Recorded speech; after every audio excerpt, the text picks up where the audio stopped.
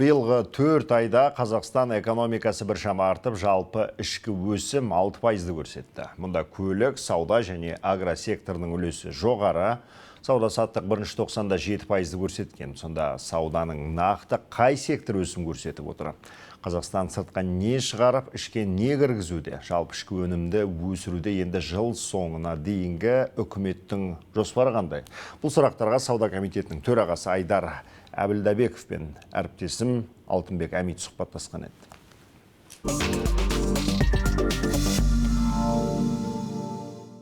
Айдар Ахметбекұлы, кеше ғана үкіметтен ақпарат шықты, жалпы ішкі өнім өсімі 6%-ға жетті деген. Сол ақпараттың ішінде ішкі өнімді көтеріп жүрген локомотив салалар ретінде көлік, сауда, ауыл шаруашылығы және байланыс көрсетілген. Соның ішінде сауданың үлесі туралы айтып беріңізші. Қаншалықты бұл жерде көрсеткіші жоғары болып тұр сауданың? Жалпы сауда саласы бірінші тоқсан қорытындысы бойынша жалпы ішкі өнім ішінде 16,5% құрап отыр. Үш айдың қорытындысы бойынша бізде нақты көлем индексінің өсімі 6,5% болған. 4 айдың қорытындысы бойынша 7%-ға өсіп отыр. Мысалы, яғни алғаш кезеңге, мысалы, былтыр жылмен салыстырғанда қазір 7% болса 4 айда, былтыр осы кезеңде 102,3% етін. Яғни өсіп келе жатырмыз деген сөз. Соның ішінде мына көтерме саудада ма, бөлшек саудада басымдық бар ма, қайсысы? Басымдық негізі бұл жерде көтерме саудада. Себебі 107,4%-ды көтерме саудасы құрап отыр, 106,1%-ды бөлшек сауда құрап отыр. Көтерме сауданың үлесі жалпы сауданың ішінде 67% құрайды. Ол яғни жалпы үлесі де жоғары, өсімі де жоғары деген сөз. Жақсы. Мынау саудамен интеграция саласында қай өңір белсенді және несімен белсенді, сол туралы бір статистика жүргіздіңіздер ме өздеріңіз?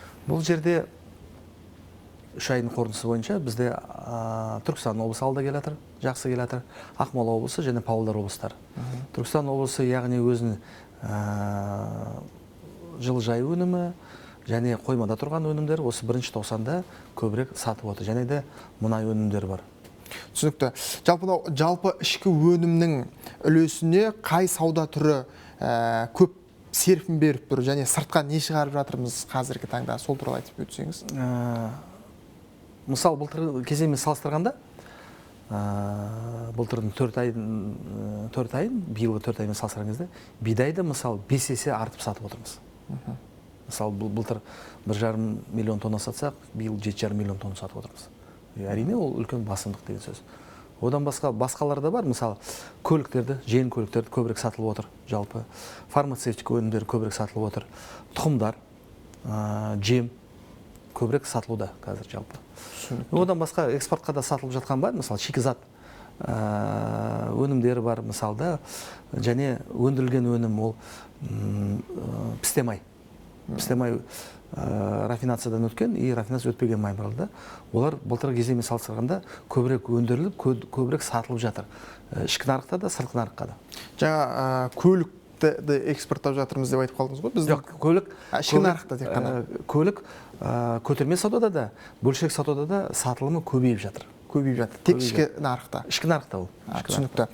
Жалпы кеше ғана мынау сарапшылардың пікірін білген едік. Жалпы ішкі өнім өсімі бойынша алдағы болжамдарын сұрағанымызда 2029 жылға дейін 2 есе өседі деді. Ал үкіметтің жоспары қандай? Жыл сайын өсім қарастырылған. Жалпы үкімет өзіне өсімді қарастырып, соған алға қадам басу үшін жалпы экономиканы өсіру керек қой. Сондықтан алға қадам басып отыру үшін өзіне өсімді индикатор қояды. Өңірлер бойынша бөліп береді. Әр өңір қанша пайызға өсу керек. Сол кезде жалпы макроэкономикалық көрсеткіш шығады республика бойынша. Жалпы мемлекетіміз, еліміз қалай даму керек алға. Біз жоспардан қалып бара жатырмыз ба, осып бара жатырмыз ба? Өйткені былтыр айтылған еді, жалпы ішкі өнім өсімі 6%-ға жетеді. Бірақ сол жоспарға биыл жетіп отырмыз. Сол сияқты. Былтырға қойылған жоспар бар. Яғни, ол жерде мысалы жете алмады. Биылға да жоспар қойып отыр. Қазір енді 6%, 3 айдың қорытындысы бойынша 6% жалпы ішкі өнім құрап отыр. Ол жақсы көрсеткіш деп бәрі біліп отыр, көріп отыр. оған жетеміз жетпейміз, ол тек қана біздің елімізден де, біздің мемлекет өкіметтен де байланысты емес, ол жалпы жаһандық экономикаға да байланысты да. Ол жерде жаңағы мұнайдың бағасы төмендеп кетуі мүмкін. Ол жерде басқа да ахуалдар болуы мүмкін да. Сондықтан біз енді жоспар қоймаймыз, біз алға қадам басып жұмыс жасаймыз жалпы. Жақында ғана мынау халықаралық сауда аренасында көптеген өзгерістер болды ғой. Мысалға Америка мен Қытай сауда қарым-қатынасы деген сияқты. Оның біздің жалпы ішкі өнімге бір айтарлықтай бір әсері бола ма?